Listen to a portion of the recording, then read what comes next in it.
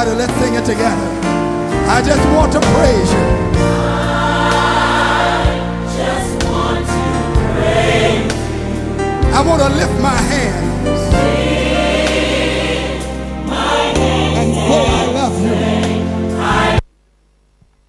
Où et comment je dois faire? Où dois-je aller pour connaître les plans de Dieu pour ma vie? Parce que quand nous prenons l'exemple de Jacob, la Bible dit qu'il était à un endroit précis quand l'ange est apparu à lui. Et cet endroit, Jacob l'a nommé Péniel. Donc Péniel devient un endroit spécial, devient un lieu secret, un lieu où il était tout seul. Il n'était pas avec quelqu'un. La Bible déclare qu'il a dit à sa famille, devancez-moi, j'arrive. Donc il était seul quand il a rencontré l'ange. C'est pourquoi cet endroit, je l'appelle Péniel comme Jacob, mais je l'appelle aussi le lieu secret.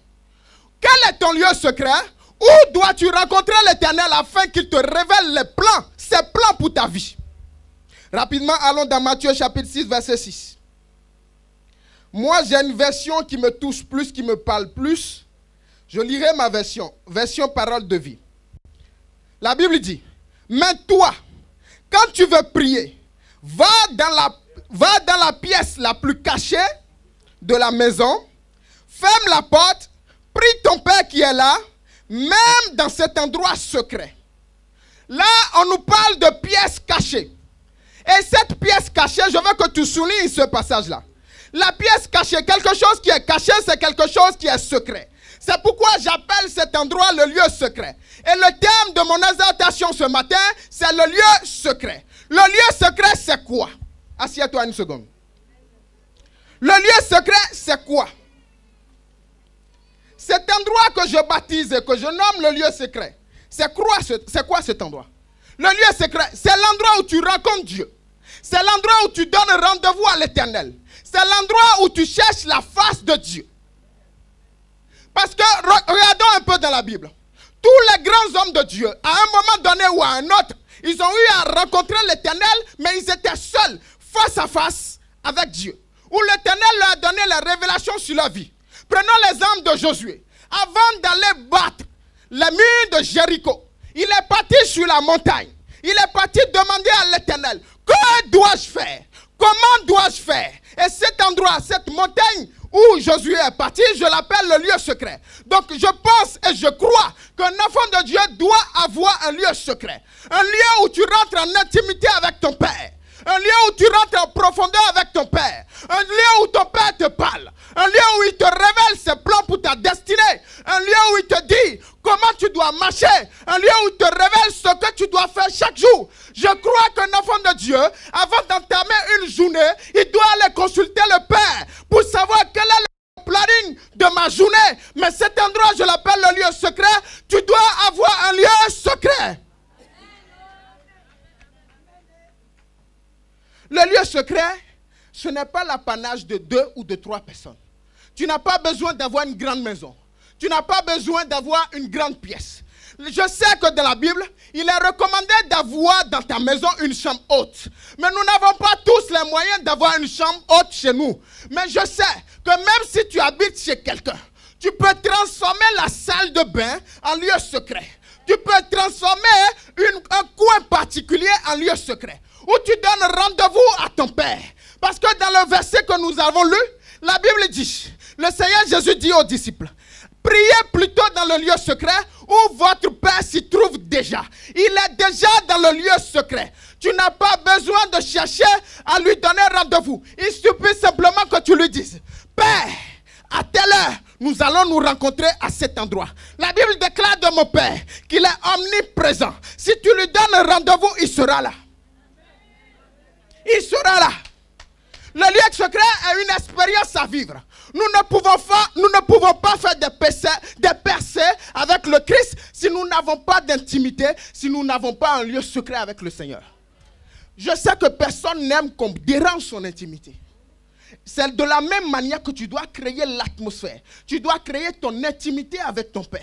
Il y a 2 enfants avec le Seigneur. Il y a les fils de Dieu. Mais quand nous parlons de fils, il y a 2 catégories de fils. Dans le livre de Jean 1, il est écrit, à tous ceux qui l'ont reçu, Il lui a donné le pouvoir de devenir enfant de Dieu. Donc par là je comprends qu'avant je n'étais pas enfant de Dieu. Mais ma croyance en Dieu, ma confession de Jésus-Christ comme Seigneur me donne un pouvoir. Et par conséquent je deviens enfant de Dieu. Mais dans les enfants de Dieu je dis qu'il y a deux catégories. Il y a les enfants qui sont reconnaissants, qui bénissent le nom du Seigneur pour ses bienfaits. Ils bénissent le nom du Seigneur pour ses bienfaits. Et pour cela le Seigneur les bénit. Mais il y a ceux qui cherchent à connaître les pensées du Seigneur. Il y a ceux qui passent des heures dans la méditation, dans l'adoration, dans l'intimité avec le Père. Et à ceux-là, le Père révèle les profondeurs, révèle ses pensées. À ceux-là, le Père, il ouvre son cœur. Ce sont les enfants qui sont capables de ressentir les plaies du Seigneur. Les enfants qui sont capables de ressentir les gémissements du Seigneur. Ce sont des enfants qui sont capables de savoir les choses à venir. Ce sont des enfants à qui le Père donne l'autorité, le Père donne le pouvoir. Il est écrit dans Matthieu 28, allez-y, je vous ai donné le pouvoir. Mais nous sommes combien à avoir le pouvoir? Il y a combien de chrétiens qui ont le pouvoir? Je pense que nous sommes nombreux à rester dans la première catégorie. Nous sommes nombreux à bénir le Seigneur pour ses bienfaits. Mais nous ne sommes pas nombreux à avoir un lieu secret, à aller en intimité avec le Père. Aller en intimité avec le Père, ce n'est pas facile. Je l'avoue, ce n'est pas facile. Parce que c'est perdre des heures de sommeil. Mais laisse-moi te dire, rien n'est facile dans la vie. Il faut payer un prix. Pour tout avoir, il faut payer un prix. Il faut payer un prix. Prenons l'exemple de Moïse. Moïse errait dans le désert. Et il atteint une voie qui lui dit de rentrer dans le buisson Adam. Pourquoi le Seigneur ne pouvait pas lui parler là où il était? Pourquoi il avait besoin d'aller dans le buisson Adam? Le Seigneur lui disait, viens dans le lieu secret où je me trouve. Je ne peux pas te parler au vu et au su de tout le monde. J'aime préserver mon intimité. Viens, fils, afin que je discute avec toi. Ce message est là pour te réveiller. Ce message est là pour t'amener à rentrer dans d'autres profondeurs. Il est question de rentrer dans les profondeurs surnaturelles. Mais comment tu rentres dans les profondeurs surnaturelles? Il ne suffit pas de parler, il ne suffit pas de lire la Bible. Oui, lis la Bible. Mais est-ce que tu entres en intimité? Est-ce que tu rentres dans les profondeurs? Est-ce que tu es près du trône du Seigneur? Est-ce que tu peux sentir ce que le Seigneur veut à cet instant précis? C'est ça, rentrer en profondeur avec le Seigneur. C'est ça, rentrer en intimité. Il y a une chose qui est capitale. Quand vous êtes dans le lieu secret, quand vous êtes dans l'endroit où vous avez donné rendez-vous au Père, quand vous êtes à cet endroit précis, ne t'inquiète pas. Je veux dire à quelqu'un, ne t'inquiète pas. Il y a des chrétiens qui passent des heures dans la présence du Père afin de ressentir la présence du Saint-Esprit. Je te dis, ce n'est pas normal. Parce que le verset dit, Matthieu chapitre 6, verset 6, le Seigneur dit, entre dans le lieu secret et ferme ta porte. Avant de rentrer dans le lieu secret, tu sais déjà que ton Père s'y trouve. Donc automatiquement, quand tu fermes la porte, tu ressens sa présence. Tu n'as pas besoin de passer des heures et des heures. Parce qu'il est déjà dans le lieu secret. Mon Père ne ment pas. Jésus-Christ ne ment pas. Le lieu secret est capital. Quand les disciples ont demandé au Seigneur, comment devons-nous prier? Le Seigneur n'a pas répondu à cette question. Mais il a répondu à une autre question qu'ils n'ont pas posée. Il a montré en premier le lieu secret. Avant de leur donner la prière du Notre Père, dans le même chapitre, Matthieu chapitre 6, verset 9, il leur a montré l'importance du lieu secret. Avant de donner la prière, il a dit, vous priez, mais ne priez pas comme les pharisiens. Quand tu veux prier, rentre dans le lieu secret. Ceci était capital aux yeux de Jésus-Christ. Il a même répété 2 fois, dans le verset 9 et dans le verset 18. Tu ne peux pas prier n'importe où et n'importe comment. Tu dois avoir un endroit où tu donnes rendez-vous à Dieu. Même si tu n'as pas une maison. Mais tu as la grâce d'avoir le temple du Seigneur. Transforme un coin de cette pièce en lieu secret. Donne rendez-vous au Seigneur. Même si tu ne peux pas venir tous les jours. Donne rendez-vous au Seigneur tous les samedis. donne rendez-vous au Seigneur ne serait qu'une fois par mois. Le Seigneur va se contenter de ça.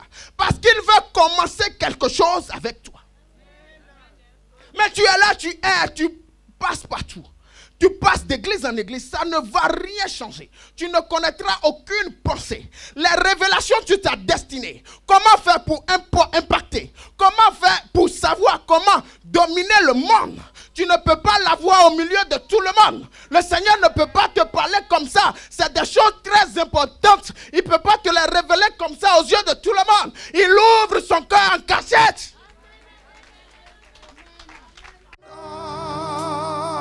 I just want to say thank you, Lord.